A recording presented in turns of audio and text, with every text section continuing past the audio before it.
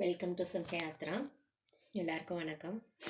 நம்ம இப்போது pasta white pasta பண்ணலாம். அதுதான் இப்போ பண்ணி பார்க்க போகிறோம். இது ரொம்ப நல்லா இருக்கும், டேஸ்ட்டாக இருக்கும். குழந்தைங்களுக்குலாம் ரொம்ப ரொம்ப பிடிக்கும். நம்ம குழந்தைங்க மோஸ்ட்லி ஹோட்டல் போனால் அதை தான் சாப்பிட்றாங்க வாங்கி. இப்போது நம்ம அதுக்கு என்னென்னலாம் வேணுங்கிறத ஃபஸ்ட்டு பார்த்துக்கலாம். பாஸ்தா பெண்ணை பாஸ்தாவில் சின்ன சைஸு இதை வந்து நான் வெந்நீரில் போட்டு லேசாக ஒரு 1/2 டீஸ்பூன் வந்து ஒரு உப்பு, கொஞ்சம் ஆயில் விட்டு பாயில் பண்ணி வடித்து வச்சுருக்கேன். நீங்கள் பாயில் பண்ணிவிட்டு அதுலேயே கொஞ்சம் பச்சை தண்ணி கலந்து வச்சுருங்க. அப்போ தான் உதிரு உதிராக இருக்கும், அதில் ஒட்டாமல் வரும். வடித்து வச்சுருக்கேன். இங்கே அதுக்கு காய்கறி வந்து நம்மளோட க்ரீன் கலர் கேப்சிகம், உங்களுக்கு என்ன கலர் கிடைச்சாலும் அதை போட்டுக்கலாம், கலர்ஃபுல்லாக இருக்கும். கேப்சிகம், ஆனியன் வச்சுருக்கேன், கொஞ்சம் கார்லிக், அது பூண்டு ஒரு 3-4 பூண்டு, பெரிய பூண்டாக இருக்கிறத நான் ஃபைனாக சாப் பண்ணி வச்சுருக்கேன். அதே மாதிரி பச்சை மிளகா, அதையும் நல்லா சாப் பண்ணி வச்சுக்கோங்க. அதுக்கப்புறம் அதுக்கு வந்து அந்த ஒயிட் சாஸ் செய்யறதுக்கு கொஞ்சம் மைதா மாவு, இவ்வளவும் போட போகிறதில்ல, நான் காமிக்கிறேன். இதுலேருந்து ஒரு 3-4 ஸ்பூன் தான் எடுத்துக்க போகிறோம் நம்ம. உங்களுக்கு எவ்வளோ ஒயிட் சாஸ் தேவைப்படுதோ, நீங்கள் எவ்வளோ பாஸ்தா சேர்க்குறீங்களோ அந்த அளவுக்கு நீங்கள் மாவு எடுத்துக்க போகிறீங்க. ஒரு கரண்டி அளவுக்கோ 2 கரண்டி அளவுக்கு, இல்லை 4-5 ஸ்பூன் அளவுக்குன்னு. அது சாஸ் சேர்த்துக்க இந்த மாவு, பால், கொஞ்சமாக 1 ஸ்பூன் வெண்ணெய் போட்டு நம்ம இந்த மாவு அதில் போட்டு வறுக்க போகிறோம். அதுக்காக இந்த வெண்ணெய் வேணும். தேவையான சால்ட்டை, லாஸ்ட்டாக நம்ம பெப்பர் போட்டு இறக்க போகிறோம். சில்லி ஃப்ளேக்ஸ் வச்சுருந்தீங்கன்னா சில்லி ஃப்ளேக்ஸும் போடுங்க. அது ஒன்றும் இல்லை, காஞ்ச வத்த மிளகாயை ஒரு மிக்சியில் லைட்டாக கிரைண்ட் பண்ணினீங்கன்னா ஒரு தூளாக 1-2 உடைச்ச மாதிரி வரும் சில்லி ஃப்ளேக்ஸ் வந்து. அதை யூஸ் பண்ணிக்கோங்க. இதுக்கு நம்ம கடையில் போய் வாங்கணும்னு அவசியம் கிடையாது சில்லி ஃப்ளேக்ஸை. அதை போட்டால் ஓவர் காரமாக போய்டும், அதை நான் போடலை. பெப்பர் டேஸ்ட் எங்களுக்கு பிடிக்கும், அதனால் அதை நான் பெப்பர் போட்டிருக்கேன். இப்போ நம்ம எப்படி செய்யலாங்கிறத பார்க்கலாம். ஓகே, நான் இப்போ ஒரு பேன் போட்டிருக்கேன். அதில் நம்ம கொஞ்சமாக நம்மளுக்கு வெண்ணெய் போட்டுக்கலாம். ஏன்னா இந்த நம்மளோட மாவு வறுக்கிறதுக்கு போட்டுக்கலாம். பாருங்கள், ஒரு சின்ன ஸ்பூன் அளவுக்கு போட்டிருக்கேன். இதில் நம்ம இதை கொஞ்சம் இது பண்ணவோ நம்ம வந்து இந்த மைதா மாவை நம்ம சேர்த்துக்கலாம்.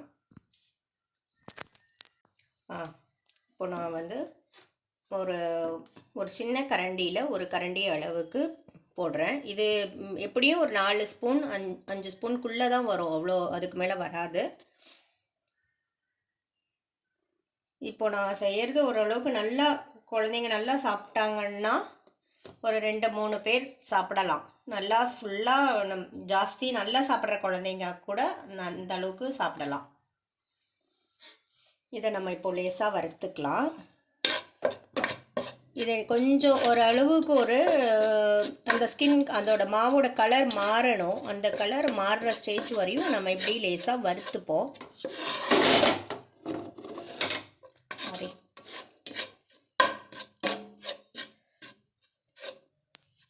இந்த மாதிரி வறுத்துக்கலாம் ஃபுல்லாக. ஓகே, பாருங்கள், கலர் சேஞ்ச் ஆகிடுச்சு. நம்ம அந்த ஃபஸ்ட்டு இருந்த வர மாவு ஒயிட்டாக இருந்தது, இது கொஞ்சம் கலர் சேஞ்சு. நம்ம இந்த டைமில் நான் பால் எடுத்து வச்சுருக்கோம் இல்லையா, அதை நம்ம அதில் ஊற்றிடலாம். நான் டைல்யூட் பண்ணி வச்சுருக்கேன் பாலை. ஒரு 1/4 லிட்டர், ஒரு 300 பால்னு வச்சுக்கோங்களேன். அந்த பாலுக்கு நான் ஃபுல்லாக தண்ணி ஊற்றிருக்கேன், அதே அளவு. இதை நீங்கள் கொஞ்சம் கைவிடாமல் இப்படி கிளறிக்கோங்க. இந்த மாதிரி தான் நம்மளுக்கு வரணும். லேசாக 1-2 இருந்ததுன்னா பரவாயில்ல, ஒன்றும் பிரச்சனை இல்லை. இல்லைனா இந்த மாதிரி கன்சிஸ்டன்சியில் உங்களுக்கு வரணும், சரியா? அப்போ தான் நம்ம அடுத்தது அதில் சேர்க்கும் போது அது இன்னும் கொஞ்சம் கெட்டியாகும். 1-2 லேசாக அங்கங்கே இருந்துச்சுன்னா அது கரைஞ்சிடும், ஒன்றும் ப்ராப்ளம் இல்லை. அதை பற்றி ஒன்றும் முறி பண்ணாதீங்க. நம்ம இதை சேர்க்கும் போது அது சரியாக போயிடும். கொஞ்சம் கொதிக்கட்டும். ஓகே, போதும். இப்போ நம்ம அது கொதிச்சிட்ருக்கு. நம்ம இதை எடுத்துடலாம். எடுத்துட்டு நம்ம வேறு இதில் ட்ரான்ஸ்ஃபர் பண்ணிட்டு இப்போ நம்ம அது காயெல்லாம் வதக்குவோம். ஓகே, நான் இப்போ அதை ட்ரான்ஸ்ஃபர் பண்ணிவிட்டு அந்த பேன்லேயே நான் ஒரு ஸ்பூன் ஆயில் தான் விட்டுருக்கேன். உங்களுக்கு வெண்ணெய் பிடிக்குங்கிறவங்க இதுக்குமே நீங்கள் வேணால் போட்டுக்கோங்க. சும்மா நம்ம ஃபஸ்ட்டு அது ஃப்ரை பண்ணுறதுக்கு நம்ம ஒரு 1/2 ஸ்பூன் போட்டுருக்கோம். இதுக்கு வேணும்னா போட்டுக்கோங்க. நான் இப்போ ஆனால் 1 ஸ்பூன் ஆயில் விட்டுருக்கேன். நம்ம அந்த திருத்தி வச்ச பூண்டை சேர்த்துக்கலாம். பூண்டை 2 வதங்கினதுக்கப்புறமா நம்ம ஒன்று ஒன்றா அடுத்து சேர்த்துக்கலாம்.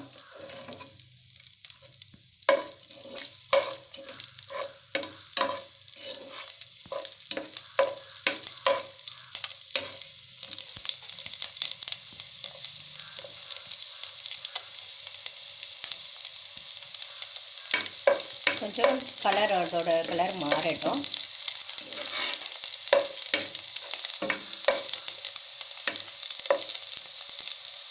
இது நம்ம மாறுற டைமில் நம்ம ஏதாவது பேசிகிட்டு இருக்கலாம். இப்போது நிறைய குழந்தைங்களுக்கு குழந்தைங்க பெரியவங்க எல்லாருக்கும் ரொம்ப வாயில் புண்ணு வருது அப்படிங்கிறாங்க. உதட்டில் வருது, நாக்கிலலாம் வருது, புரள முடியாமல். இப்போ எங்கள் வீட்லேயே அடிக்கடி என் குழந்தைக்கு அவங்க நாக்கில் புண்ணாக இருக்குது, இல்லை வாயில் உதட்டில் அந்த அடியிலலாம் புண்ணாக இருக்குது அப்படின்னு சொல்லுவாங்க அவங்க அப்பாவுக்கு எல்லாருக்கும். எங்கள் வீட்டிலே 2-3 பேருக்கு அந்த மாதிரி தான் வந்துகிட்டே இருக்குது. அதுதான் நான் அதை பற்றி சொல்லலாம் அப்படின்னு. ஏன்னா இது மாதிரி நிறைய பேர் கஷ்டப்படுறாங்க. அதுக்கு ஒரு சின்ன டிப்ஸ் எனக்கு தெரிஞ்சது எங்கள் அம்மா எங்களுக்கு செஞ்சது நான் சொல்கிறேன். மோஸ்ட்லி நம்ம எல்லோரும் என்ன செய்வோம், பி காம்ப்ளெக்ஸ் டேப்லெட் அதுக்கு வாங்கி கொடுத்துருவாங்க. ஈவன் நானுமே அப்படி தான், பி காம்ப்ளெக்ஸ் போடுமா சரியாக போயிடும் அப்படின்னு சொல்லி அதுதான் வாங்கி கொடுப்போம். ஆனால் அம்மா சொல்லுவாங்க அதுக்கு நிறையா இந்த மணத்தக்காளி கீரை இருக்கு இல்லையா, அந்த கீரையை நல்லா மசிச்சுட்டு பருப்பு போட்டு கூட்டு செஞ்சு சாப்பிட்லாம். அதுக்கு நல்ல ரெமெடி அதுதான். அது அடிக்கடி வாரத்தில் 2 நாள் 3 நாள் குழந்தைங்களுக்கு மணத்தக்காளி கீரை கொடு அப்படிம்பாங்க. ரொம்ப சிவியராக இருக்குது, இம்மிடியேட்டாக நமக்கு ரிலீஃப் ஆகணும் அந்த புண்ணு அப்படின்னு சொன்னால் நம்ம அதை என்ன செய்யணும், அரைச்சிட்டு அரைச்சி அதை சாறு எடுத்து அந்த சாறை நம்ம பசும் பாலில் கலந்து அந்த குழந்தைங்களுக்கு கொடுத்துடணும். அதை டெய்லி ஒரு 2 டைம் அந்த மாதிரி கொடுத்தோன்னா கண்டிப்பாக அந்த நாக்கில் வர புண்ணு, நாக்கை சுற்றி புரளவே முடியாது, நாக்கு புரண்டு பேச முடியாது அந்த குழந்தைங்களுக்கு. பெரியவங்க யாராக இருந்தாலும் அந்த மாதிரி ரொம்ப நாக்கு வலிக்க ஆரம்பிச்சிடும், பேச முடியாது, உதடெல்லாம் வலிக்கும். அந்த மாதிரி இருக்கிறவங்க இந்த மணத்தக்காளி கீரையை நல்லா வாஷ் பண்ணிவிட்டு பச்சை கீராவே அப்படியே மிக்சியில் ஒரு அடி அடிச்சுட்டு அதை நல்லா சாறு எடுத்துருங்க. இல்லை நல்லா ஜூஸை மாதிரி ஆக்கிட்டோன்னா வடிக்கவே வேண்டாம், அதில் கொஞ்சோண்டு பசும்பால் எடுத்து கலந்து அவங்களுக்கு கொடுத்துருங்க. அந்த மாதிரி டெய்லி ஒரு 2 வேளை அந்த மாதிரி 2-3 நாள் செஞ்சாலே நல்லா இம்மீடியட்டாக ரிலீஃப் ஆகிடும் குழந்தைங்களுக்கு. மெயினாக இது நம்மளுக்கு விட்டமின் அந்த பி இல்லாததுனால நம்மளுக்கு வருது. ஆனால் எல்லாரும் பெரியவங்களாக இருக்கட்டும், வேறு ஏதாவது மெடிசனாக இருக்கட்டும், அவங்க என்ன சொல்லுவாங்க, ரொம்ப பாடி ஹீட்னால தான் இது ஜாஸ்தி வருது. அவங்களுக்கு அது கூட கரெக்டாக இருக்கலாம். எங்கள் அம்மா அப்படி தான் சொல்லுவாங்க, ரொம்ப ஹீட் ஆச்சு அப்படின்னு சொல்லிட்டு. மெயினாக சொல்கிறேன், எல்லாருமே கொஞ்சம் வீக்லி ஒன்ஸ் எல்லோரும் ஒரு ஆயில் பாத் எடுங்க. அதே மாதிரி கொஞ்சம் நல்லெண்ணெய் குடிங்க, ஒன்றுமே தப்பு இல்லை. நல்லெண்ணெய் மாதிரி நல்ல ஒரு யூஸே எதுவுமே கிடையாது. அதனால் நல்லெண்ணெயை கொஞ்சம் கொஞ்சம் எல்லாருமே அப்பப்போ ஒரு ஸ்பூன் அளவுக்கு, 2 ஸ்பூன் அளவுக்கு, இல்லை வாரத்தில் ஒரு நாள் ஒரு குட்டி கப்பில் அந்த மாதிரி நல்லெண்ணெய், வெறும் நல்லெண்ணெய், நல்லா செக்கில் ஆட்டின எண்ணெய் எல்லாம் நிறைய இடத்துல கிடைக்கிது. அந்த மாதிரி இடத்துல வாங்கி அந்த எண்ணெயை குழந்தைங்களுக்கும் கொடுங்க, நீங்களும் சாப்பிட்டுங்க. அப்புறம் தேங்காய் பால் குடிக்கலாம். அதுக்கு தேங்காய் பால் ஒரு நல்ல மெடிசன். வாய்ப்புண்ணாக இருக்கட்டும், எதுவாக இருக்கட்டும், அது நல்லா நல்லது. அதுக்கப்புறம் கசகசா அதையும் அரைச்சி பாலில் கலந்து கொடுப்பாங்க. அதுவும் வாய்ப்புண்ணு, வயிற்று புண்ணு எல்லாத்துக்குமே ரொம்ப நல்லது. சாதாரணமாகவே சும்மா எடுத்து ஒரு குட்டி டீஸ்பூன் எடுத்து வாயில் அப்படியே போட்டுக்கிட்டிங்கன்னா, வயிற்றில் புண்ணு இருந்தாலும் சரி, வாயில் உதட்டுலலாம் புண்ணு இருந்தாலும் சரி, ஒரு அன்டைஜஷனாக இருக்குது, எனக்கு ஒரு நெஞ்செரிச்சல் இருக்குது, செரிமானம் இல்லை அப்படிங்கிறதுக்கு கசகசா ரொம்ப நல்லது. மெயினாக நம்மளுக்கு எப்போது இந்த புண்ணு வருது அப்படின்னு சொன்னால், பாடி ஹீட்னால் வருது, பி காம்ப்ளெக்ஸ்னால், ஒரு விட்டமின் இல்லை அப்படிங்கும்போது, அப்புறம் அவங்களுக்கு டைஜஸ்ட் ப்ராப்ளம் இருக்குது அப்படின்னு, உள்ள அல்சர் எதுவும் இருக்குது, அந்த மாதிரி ரீசன்ஸ்னால தான் அது வருது. அதை நம்ம சரி பண்ணினா தான் இந்த வாயில் வர புண்ணு சரியாக போகும். நம்ம உள்ளே சரி பண்ணாமல் இந்த வாய் புண்ணை சரி பண்ணுறதுக்கு முடியாது. அதனால் மெயினாக இந்த மாதிரி கீரை எடுத்துக்கோங்க, மணத்தக்காளி கீரை கண்டிப்பாக. அப்புறம் தேங்காய் பால் கொஞ்சம் கொஞ்சம் அப்பப்போ குடிங்க. நல்லெண்ணெய் நிறைய ஆயில் பாத் எடுத்துக்கோங்க, உள்ளுக்கும் எண்ணெய் சேர்த்துக்கோங்க. அப்புறம் இந்த கசகசா எடுத்துக்கோங்க. ஏலக்காய் நல்லது, ரொம்ப உடம்புக்கு நல்லது, ஏலக்காய் சாப்பிடலாம். இந்த மாதிரி சில ஐட்டம்ஸ் எல்லாம் நம்ம அடிக்கடி கொஞ்சம் யூஸ் பண்ணும்போது அவங்களுக்கு ரொம்ப ஃபுல்லாகவே க்யூர் பண்ணுறதுக்கு சான்சஸ் இருக்குது. ஏன்னா நான் இதை வீட்லேயே நான் பார்த்துட்டே இருக்கேன், அடிக்கடி அந்த மாதிரி புண்ணு வரும். அப்புறம் அந்த கீரை பால் தான் சேர்க்கறது. இப்போ உள்ள குழந்தைங்க யாருமே எண்ணெயெல்லாம் தேய்ச்சி குளிக்கிறதும் இல்லை, எண்ணெய் ஊற்றி சாப்பிட்றதும் கிடையாது. ஆனால் ஒன்ஸ் நம்ம என்ன ஆகிடும்னா நம்மளுக்கு அப்படியே அந்த ஆயில் கண்டென்ட் எல்லாம் உடம்புல போயிடும். அப்போ நமக்கு அந்த ஜவ்வு எலும்பு எல்லாமே நம்மளுக்கு வீக் ஆகிடும். இப்போ அதனால தான் ரொம்ப சீக்கிரமே எல்லா குழந்தையும் ரொம்ப வீக் ஆகிறது ரீசன் அதுதான். அவங்க உள்ளுக்கும் ரொம்ப ஹெல்த் கான்ஷியஸ்ன்னு சொல்லிட்டு ஆயில் எடுத்துக்கிறது கிடையாது, மேலே பூசி குளிக்கிறது கிடையாது, எதுவுமே செய்யறது இல்லை.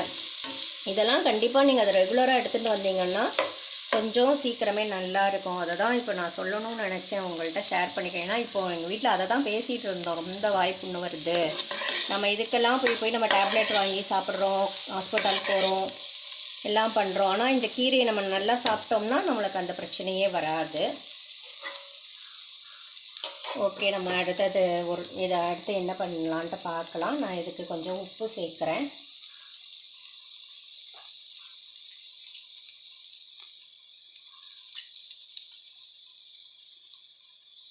இதுக்கு உங்களுக்கு எவ்வளோ தேவையோ அந்த தேவையான உப்பு சேர்த்துக்கோங்க. நம்ம சாஸில் சேர்க்கலை, அதனால் இதில் தான் எல்லாத்துக்கும் நம்ம சேர்த்து போட போகிறோம். சேர்த்தே போட்டுக்கோங்க.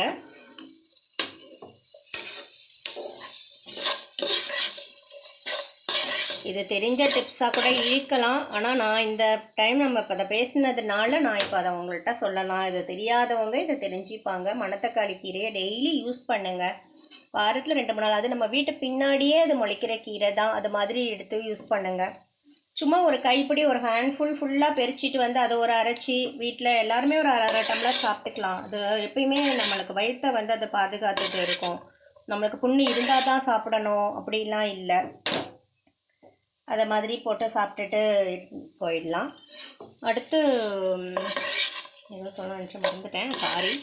அப்புறம் அந்த கீரை, அந்த விதையை கூட, மணத்தக்காளி விதையை கூட நம்ம எடுத்து காய போட்டு வச்சுட்டு மணத்தக்காளி குழம்பு வந்து இப்போ நம்ம எப்படி சுண்டை வத்த குழம்புலாம் செய்கிற மாதிரி நம்ம அந்த குழம்பையும் நம்ம செய்யலாம். அவ்வளோதான், இது வதங்கிருச்சு. நம்ம இப்போது நான் அந்த பாஸ்தாவை சேர்க்குறேன். இது பாஸ்தாவை போட்டுடலாம்.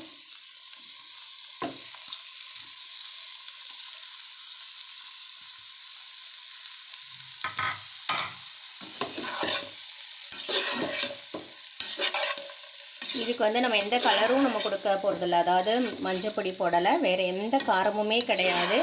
அந்த பூண்டு, அந்த பச்சை மிளகா, ஒரு 4 பெரிய பூண்டாக இருந்ததில் 4 பூண்டு எடுத்தேன். பச்சை மிளகா 2 பச்சை மிளகா எடுத்திருக்கேன். அவங்கவுங்க காரத்துக்கு எவ்வளோ. கார்லிக் இன்னும் நிறையா போட்டாலும் ஒன்றும் தப்பு கிடையாது, உங்களுக்கு டேஸ்ட்டுக்கு நீங்கள் போட்டுக்கோங்க. இது நம்ம எப்படியும் கடையில் போயிட்டு வாங்கி குழந்தைங்களுக்கு கொடுப்போம், அது ரொம்ப கொஞ்சமாக கொடுப்பாங்க, நிறைய சார்ஜ் பண்ணுவாங்க. இது வீட்டில் பண்ணால் நல்லாயிருக்கும், எல்லாருமே சாப்பிடலாம். வெங்காயம் பூண்டு சாப்பிடாதவங்க அது போடாமல் இதை மட்டும் கேப்சிகம் மட்டும் போட்டு பச்சை மிளகா போட்டு சாப்பிடுங்க. இது ஒரு டேஸ்ட்டுக்காக தான் நம்ம வந்து அந்த பூண்டு போடுறது. நம்ம அந்த ரெஸ்டாரண்ட் ஸ்டைல் அந்த டேஸ்ட் அப்படியே கொடுக்கணும் அப்படிங்கிறதுக்காக. அது மட்டும் இல்லைன்னா வேண்டாம், ஒன்றும் பிரச்சனை இல்லை, அது இல்லாமல் ஒன்றும் சமைக்க முடியாதுன்னு இல்லை. வெங்காயம் பூண்டு இல்லாமல் வெறும் இந்த கேப்சிகம் போடுறீங்க, பெப்பர் போட்டுக்கிறீங்க, ஃப்ளாக்ஸ் சீட்ஸ் வேணாலும் லாஸ்ட்டாக அதை இது பண்ணிட்டு அது ஒயிட் சாஸ். ஆனால் கண்டிப்பாக இதுக்கு வேணும், ஏன்னா இது ஒயிட் பாஸ்தா தானே, அது ஒயிட் அந்த சாஸ் மட்டும் யூஸ் பண்ணிக்கோங்க.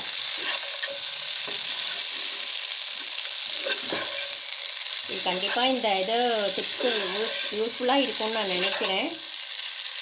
இதை மாதிரி அடிக்கடி சாப்பிடுங்க, குழந்தைங்களுக்கெல்லாம் கொடுங்க.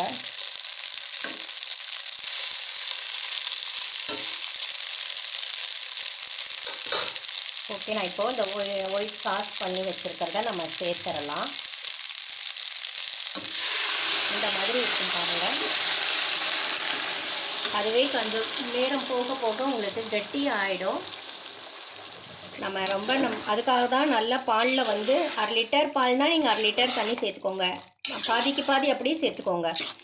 1/4 லிட்டர் பால்னால் 1/4 லிட்டர் சேர்த்துக்கோங்க.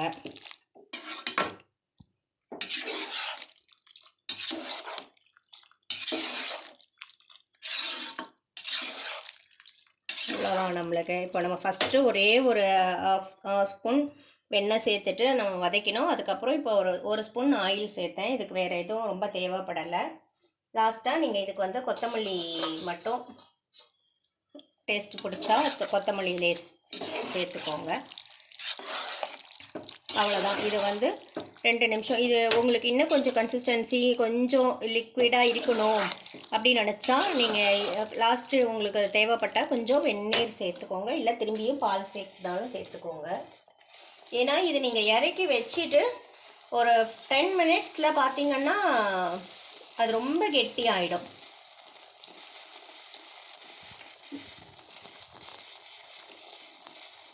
ஓகே, அது முடிஞ்சிருச்சு. நம்ம இந்த லாஸ்ட்டு ஸ்டேஜு நம்ம இது கொஞ்சம் விட்டு நான் பெப்பர் மட்டும் இப்படி நம்ம தூவிடலாம். இது இன்னும் டேஸ்ட்டை ஒரு என்ஹான்ஸ் பண்ணி காட்டும். கொஞ்சம் நல்லா ரொம்ப டேஸ்ட்டாக இருக்கும் பார்க்க அந்த பெப்பர் சேர்க்கும் போது.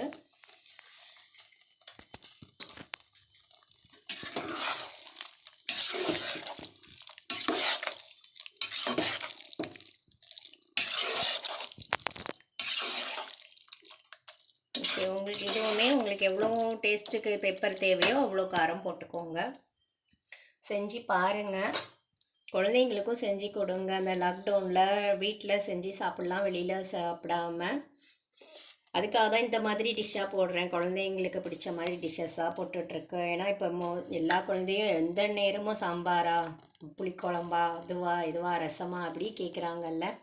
ஒரு டைமில் ஒரு ஈவினிங் டைம்லையோ இல்லை காலையில் பிரேக்ஃபாஸ்ட் டைம்லேயோ இந்த மாதிரி செஞ்சு கொடுங்க. இது ஒன்றும் பெரிய நம்மளுக்கு செலவும் ஆக போகிறதில்ல, டைமும் ஆக போகிறதில்ல. நம்ம வேக வைக்கிறோம், இந்த காய் திருத்திக்கிறோம், இதை ஒயிட் சாஸ் பண்ணிட்டு சேர்த்துடுறோம், அவ்வளோதான். இதோட டைமோட இது முடிஞ்சிருச்சு. சரி, இதை செஞ்சு பார்த்துட்டு எனக்கு எப்படி இருக்குதுன்னு சொல்லிட்டு கமெண்ட்டில் சொல்லுங்கள். லைக் பண்ணுங்கள், ஷேர் பண்ணுங்கள், சப்ஸ்கிரைப் பண்ணுங்கள். கொஞ்சம் வேறு மாதிரி பண்ணணும் இல்லை வேறு ஏதாவது செய்யணுன்னாலும் எனக்கு கமெண்ட்டில் சொல்லுங்கள். எல்லோரும் சேஃபாக இருங்க. Thank you, by.